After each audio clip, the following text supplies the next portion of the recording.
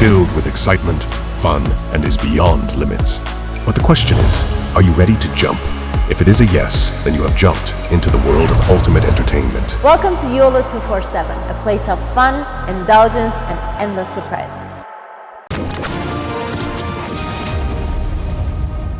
उत्तर प्रदेश में जो मुख्यमंत्री हैं योगी जी, उन्होंने कि हलाल सर्टिफिकेट देने के लिए कुछ लोगों ने उसको कारोबार बना लिया था। सारा फ्रॉड था वो। अब लोग कह रहे हैं पानी की बोतल हलाल है, अब लोग कह रहे हैं लिपस्टिक हलाल है। अब पानी की बोतल हलाल कैसे? पानी तो पानी होता है।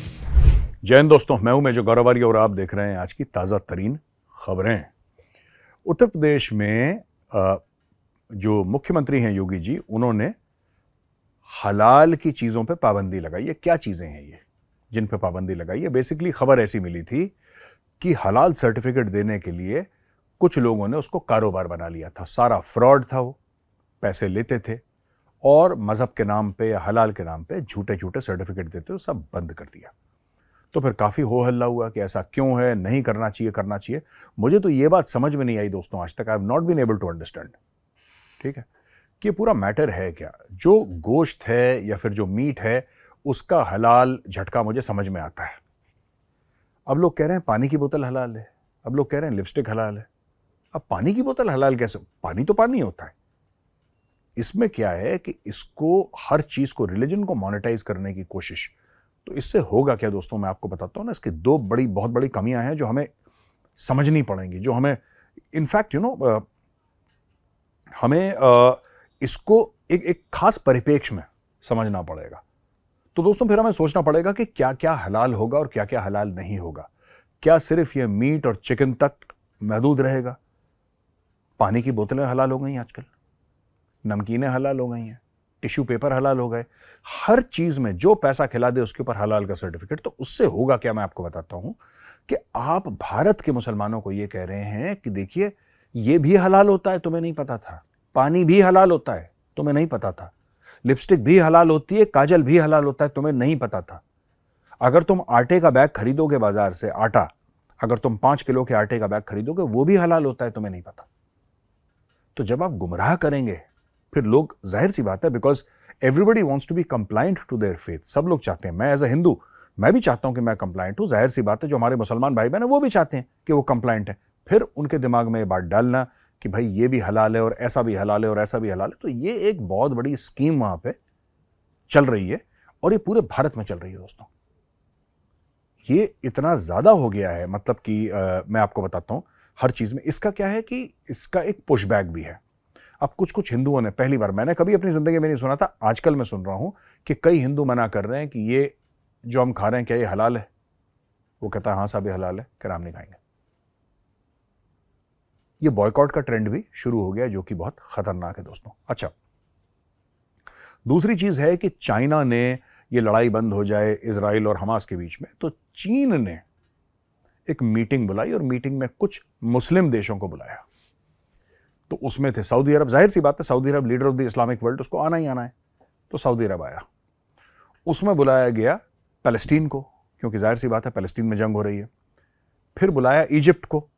इजिप्ट को इसलिए बुलाया क्योंकि इजिप्ट एक नेबरिंग कंट्री है, पड़ोसी देश है। फिर बुलाया जॉर्डन को, जॉर्डन भी पड़ोसी देश है। और एक देश अलग बुलाया जो कि ना पड़ोसी है और ना वो अरब देश है, वो है इंडोनेशिया, दुनिया का सबसे बड़ा मुस्लिम देश। तो इनके साथ बातचीत चल रही है और इनके साथ बातचीत जो है, चीन ये कर रहा है कि भाई कैसे लड़ाई रोकी जाए, कैसे वहां पे पाकिस्तान मुंह सुजा के बैठा है। पाकिस्तान जो है मुंह सुजा के बैठा है, मुंह फुला के बैठा है, और पाकिस्तान ये कह रहा है कि हमें क्यों नहीं बुलाया इस मीटिंग में, हमें क्यों नहीं बुलाया, जबकि हम भी एक मुस्लिम देश हैं और हमारे पास एटम बम है। तो पाकिस्तानी मीडिया में ये बड़ा जबरदस्त डिस्कशन हो रहा है दोस्तों कि पाकिस्तान को क्यों नहीं बुलाया। तो पाकिस्तान को, मुझे लगता है कि पाकिस्तानियों को कुछ अपने मुल्क के बारे में कुछ गलतफहमी है, कुछ खुशफहमी भी है। इनको पता नहीं क्या लगता है कि ये जाएंगे, लोग हाथों हाथ लेंगे। ये जाके करते भी क्या पाकिस्तानी वहां पे? आप सोचिए, अगर चाइना बुला भी लेता, ये देखता कि 4-5 मुर्गे फंसे, उनसे भीख मांगता पाकिस्तान। एंड में तो पाकिस्तान ने हाथ को तो ऐसे ही करना था ना।